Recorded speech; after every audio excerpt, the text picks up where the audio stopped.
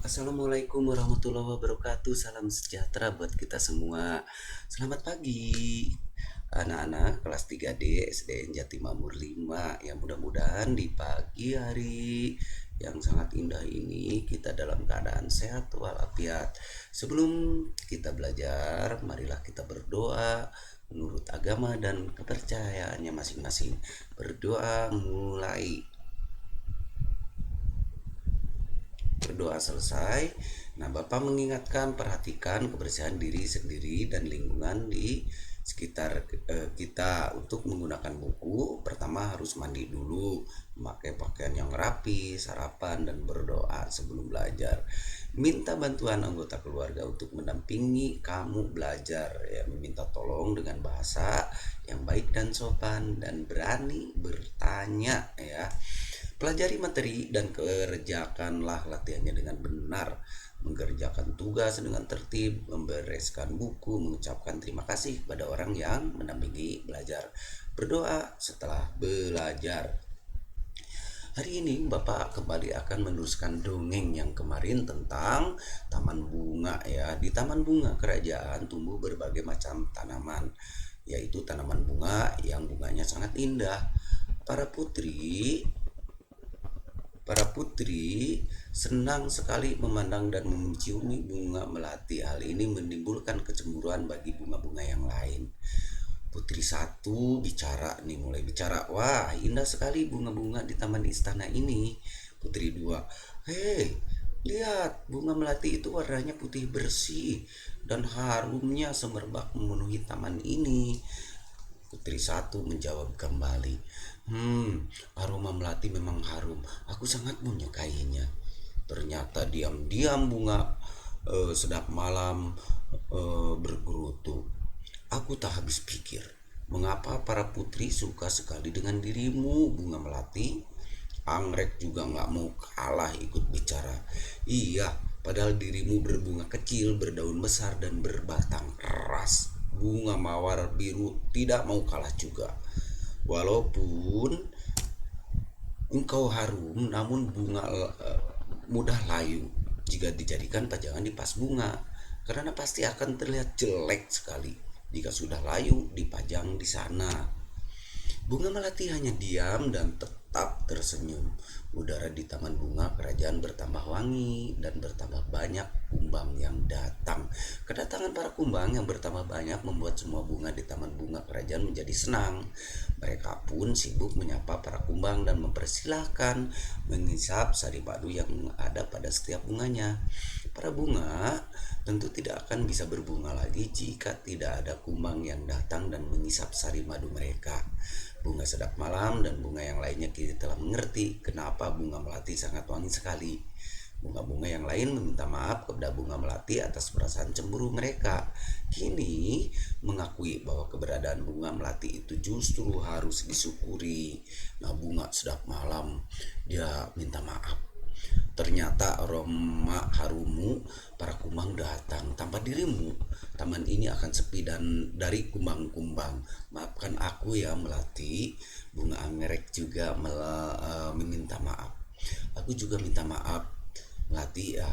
Selama ini aku iri padamu. Ternyata keberadaanmu sangat bermanfaat untuk kami.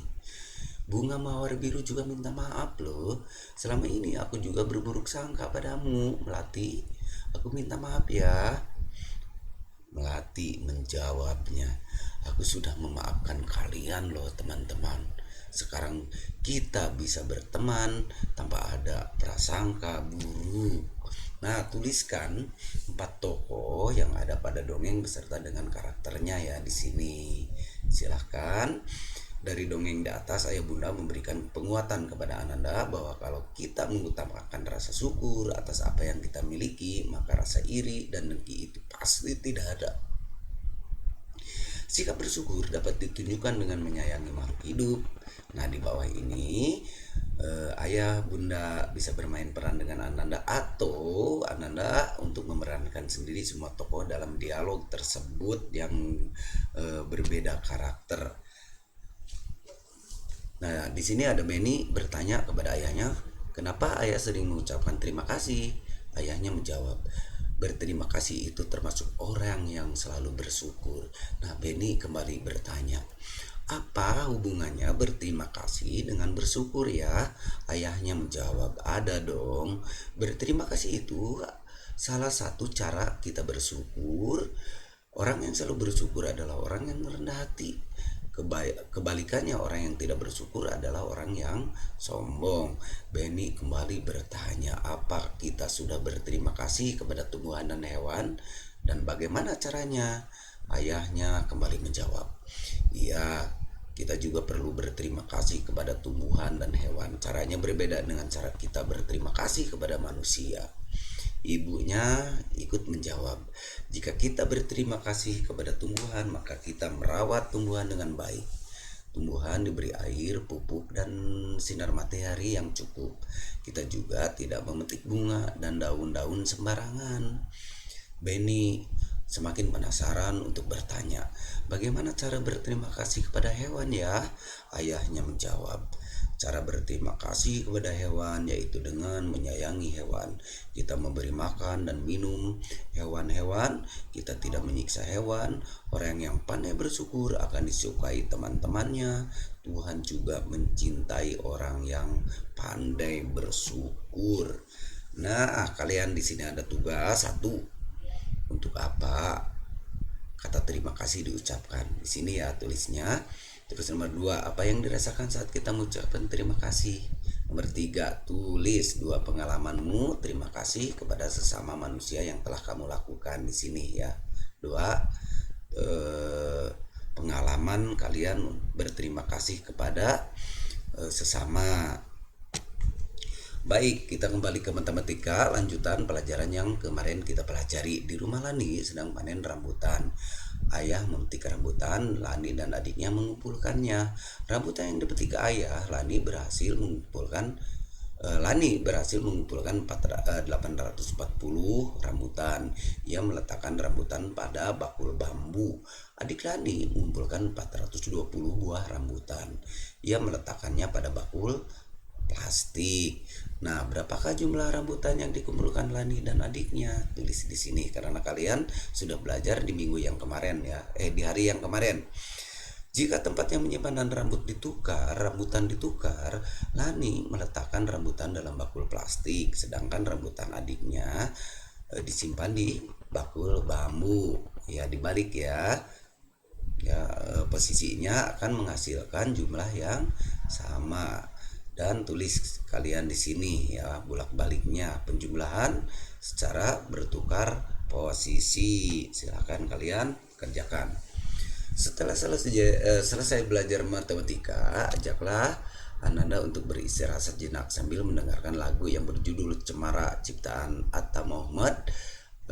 Kalian boleh nonton di YouTube, linknya seperti ini. Silahkan untuk menyimak videonya ya. Masing-masing membuka YouTube tersebut. Nah, kalian ada tugas untuk di tema 2 ini ya, pembelajaran pertama, dan isi tugas tersebut ya 1 sampai 10 ya. Nah, pembelajaran hari ini sudah selesai. Apabila Anda masih belum memahami materi pembelajaran ini, Anda bisa mengulangi materi di atas. Terima kasih Ayah Bunda sudah membimbing Ananda menyelesaikan tugas hari ini. Dan sampai jumpa besok di kesempatan yang sama, di pelajaran tentunya yang berbeda atau pelajaran selanjutnya. Bapak akhiri dengan mengucapkan wassalamualaikum warahmatullahi wabarakatuh.